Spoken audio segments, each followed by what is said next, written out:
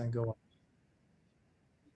So basically for our education today at Integrity Capital, we're going to be talking about handing the baton, or another way that you can look at it is mentoring. And so we're going to talk about, what do we mean by that?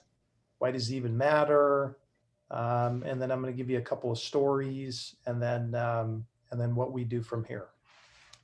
So when we talk about mentoring, what we mean, and this is actually a definition, Webster's dictionary says to advise or train. And then it says, someone, especially a younger colleague. So it's this idea of advising somebody or training somebody to move them in a particular direction of growth. Okay, so that's what we mean when we say mentoring, which is obviously a part of our culture. And as you guys know, we always ask the question, so what? Like, why does it even matter to mentor people? And especially, for our particular firm. So the first one is that it shows that we care about someone more than ourselves. So and I said, live to love, right? So when you are taking time to pour into somebody else, you're showing them, hey, I care about you. More important than just hoarding everything myself, keeping all this knowledge myself, keeping my time myself, but I want to pour it out into you. And so it gives a sense of living out love. You're pouring yourself out to somebody. You're showing that you care to them. And we do this all the time with your kids, with people in your life, could be people in your church, could be people in your community, just showing that you care and living out this notion of love. The second reason why it even matters for us particularly is it's very proactive. It's forward thinking. It's thinking into the future. We had Trevor McDowell and Scott Grondin from McDowell Enterprises speak today at one of our events on Stuck. And he discussed this idea of servanthood as when you are setting aside your own interests for the benefit of somebody for the future, for better things. So you're pouring yourself out for the betterment of the future. Okay, this happens in all different places. It happens with football teams, it happens in sports teams, it happens in organizations. When we're thinking in the future, then we're thinking handing the baton off, and it is a proactive approach to the future. You'll see many companies that were great companies, and they dwindled and went away because the leader didn't have the foresight to think, I've got to start preparing to hand the baton off, because at some point that person goes away. And so if they're not really thinking about that down the road, it's not a proactive approach to things. So we believe that handing the baton or mentoring is very proactive for the future. The third thing is it helps deepen relationships. If you guys have ever been in any kind of mentor-mentee relationships, it's a very wonderful way to deepen relationships, grow relationships, and solidify relationships as well. And so it's something that we believe is important to further advance, deepen the relationships that we are trying to develop here at the firm. The fourth one is it helps us hone our craft. So what do you guys think I mean by helping us hone our craft? I think if you have to explain to somebody how to do something, you're constantly kind of reviewing and revising it and getting better at it. And, if you're just doing it without thinking, you're just kind of going through the motions and not really analyzing your actions or your thoughts. Absolutely. Yeah. When they say, see one, do one, teach one, right? So you watch somebody, you do it. And if you teach it, it tends to solidify and hone your craft, your understanding of things when you have to tell somebody else about what it is that you do. It grows our leadership skills. It grows our leadership skills. So Phil, what do you think I mean by mentoring, growing our leadership skills? Why would it do that? Yeah, so like mentoring, when you mentor someone, you really kind of you hammer home what you want to see. And so like when you hammer home how you lead to them, then it kind of like stays within the company at that point and stays within how you want to see it in a sense. Yeah, so when you do that, you are growing your skills to be able to advance in leading and managing and pouring into people. The next one is helps people live their dreams out. So Michaela, why would mentoring help people live their dreams out?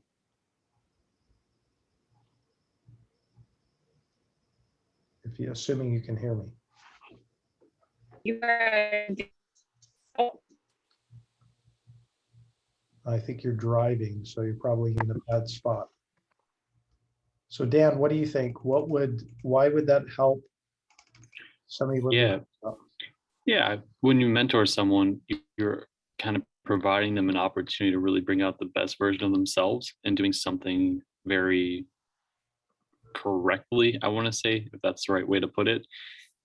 So if someone has a goal to maybe go on a vacation to Europe or whatever it is with whatever they earned, we're mentoring them and showing them the way to get to that point, or if it's to buy a house or even just to be a better community member.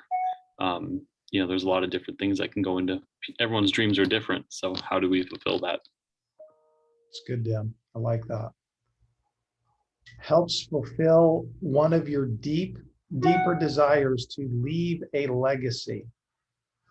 So Lana, why would mentoring somebody else actually fulfill a desire that we have to leave a legacy? Why do you think that's the case? are you asking, Dave? I didn't know if you said my name. Yeah, sorry, I did. I said Lana. Helps fulfill one of your deeper desires to leave a legacy. When you're mentoring someone and you mentor them in the direction that the company is aimed to go, and for whatever position that is, I'm talking like with an integrity. And then you either end up leaving the company or moving up within a company, you are ensuring the person that you mentored to fill out you know the what's the word I'm looking for, they end up keeping the process, and I'm losing my word. No, it's okay. You're trying to sort of keep the methodology, the process. Yes, because we've taken in the process, we've learned we're learning the process, we're perfecting the process. And when you can take that process and provide it to somebody else, it helps leave the legacy to continue. Yeah, that's right. That's good. Yeah. So we're leaving a legacy for obviously the firm, but also just people, right? So people remember what it is that you did when you poured into them. Now, the other one says helps people fail. So it helps people fail. So what I mean by that is that it helps people have the ability to fail and be okay with that, and then help them grow through the failure. So it's important because it helps people have successful failure, which is what we talk about here, and then have the ability to go back and learn from that through mentorship. Think about in a good mentor-mentee relationship, you're going to have some flopping, falling in your face, mistakes get made. And so if you're in a safe, healthy mentor-mentee relationship, somebody's not beating you over the head for your failure, but they're helping you grow. They're helping pull you up out of that so that you can continue to excel. And then finally, it's really what our heart wants. I really believe that we have a deep desire to grow and then pour it out to other people. One of the greatest joys that you'll have, and I've had over the years, is literally taking what I have and pouring it into other people. I love it. It's a joy. We live in a time where everything is focused upon what can I get for myself, and people wonder why they're so miserable. But I am convinced that the greatest joy you can do is to pour out to other people. So if you want to be a joyful person, then it's a little bit counterintuitive, but pouring into other people and emptying yourself out is one of the greatest joys you can have. An So- example of that, I'm sorry, Dave, Oh, it came to my mind was like what we do for our children. If you have children, you know, you pour your heart out, you know, to your children to teach them, to mentor them, you know, so that came to my mind when you were saying that. 100%. Yeah, you're spot on. You pour out. It's not always, doesn't always come with immediate reward. In fact, I would say it almost never comes with immediate reward. Hmm. It's a long, drawn out process that can be thankless, but we do know that if we do it and you're consistent with it, that it pays off and it brings great joy that you can't really put on a piece of paper. Okay, so I'm going to share two stories with you, just in live example of the power of mentoring and the impact that it has. About a week ago, one of the coaches and teachers over at our daughter's school died. He died instantly, and we're not quite sure how, but he was probably in his mid to late 40s. And we went to the memorial last night. And I think memorials are one of the greatest places to go because they can give you so much wisdom as to how important it is to live a particular way in life. But Coach Z coached at this school for probably 20 years, never had kids himself, but everybody who came up and talked about what he did, they said he was so amazing because he was so intentional about spending time with kids and pouring into their life and teaching them. And he would also correct them when they were wrong. And he taught baseball and he loved baseball and he loved the Lord. And he just continued to empty his life out to all of these, and the place was packed with people that had come back even after they graduated, just to pay respects for this guy that I really honestly didn't know that well. But I was so moved by his sacrifice, his love, his commitment to thinking about other people and making it a priority. And he just left this legacy that a piece of Coach Z was really with each one of these kids. And so it was just so encouraging to me to hear about how dedicated this guy was to really caring about people, spending the time, slowing down, and pressing their lives. And obviously the proof was in the pudding. And so I was just touched by that last night when I left. I thought, man, I got to do a better job of that. Because it just goes to show you, like, everything goes away and relationships are there. And those are the most important things. So Coach Z really had an impact on me. The one that probably had the biggest impact on me outside of obviously my dad was Coach Gelwick. So I played rugby for 6 years. My last year we went to New Zealand and Australia and played over there for about a month. And this coach coached for 35 years. You guys have heard me say this before, but he only lost 7 times. And what was fascinating about Coach Gelwick's was he was so committed to the success of the boys, and it wasn't about winning in the team.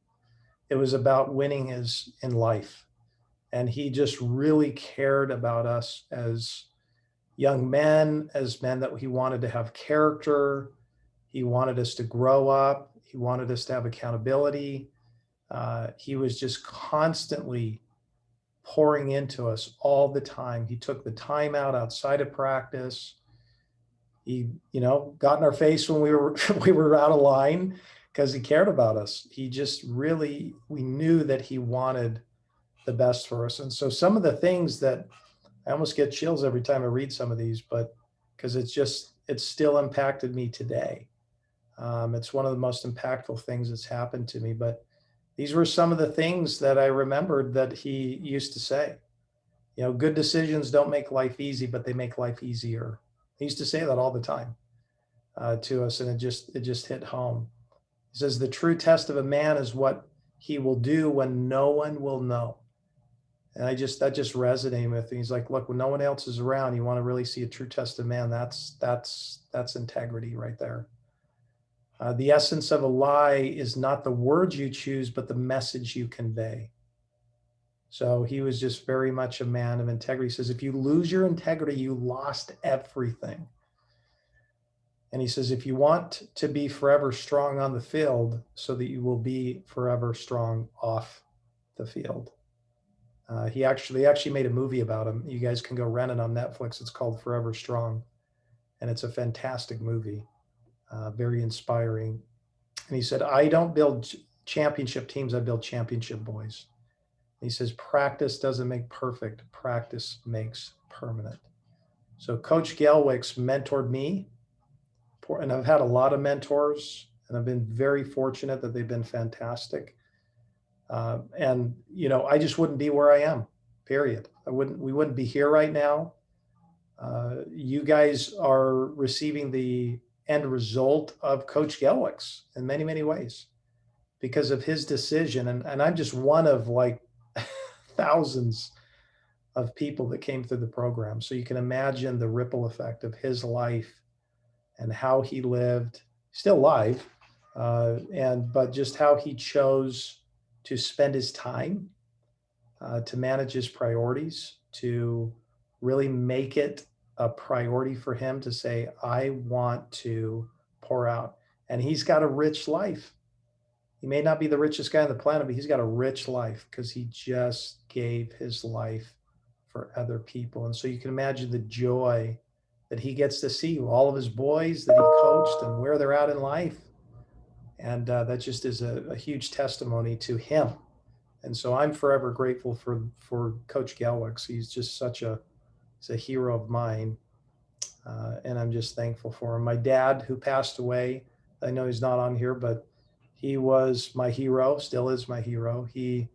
My dad used to pour into my life all the time, came to all my games. He taught me so many things about hard work and integrity and dedication and commitment. And he died when I was 18.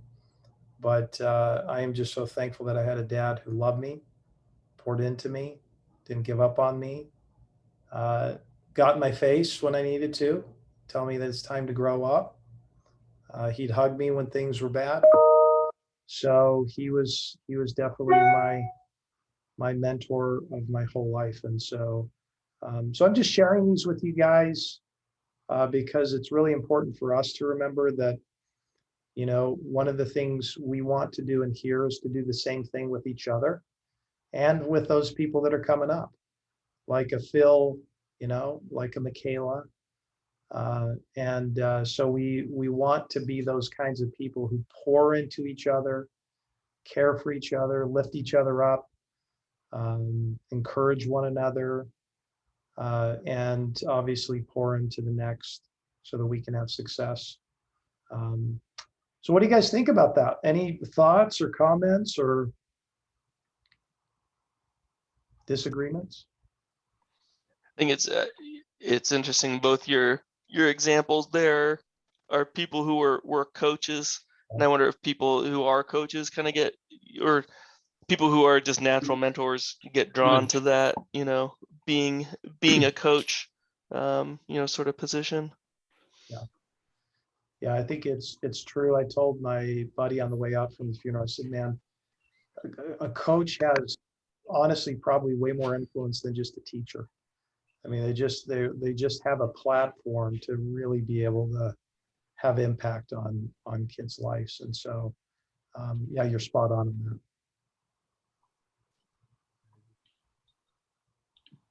Yeah, I agree. Sometimes coaches are actually the people that, especially from, you know, in sports my whole life at a young age, there's a lot of coaches that I've had, and some of them stick out more than others in ways that were like, you know, like the perfect practice. That's a quote similar to one of my coaches used to always make. And you kind of take it from off the field into what you do every day. So your commitment, your consistency.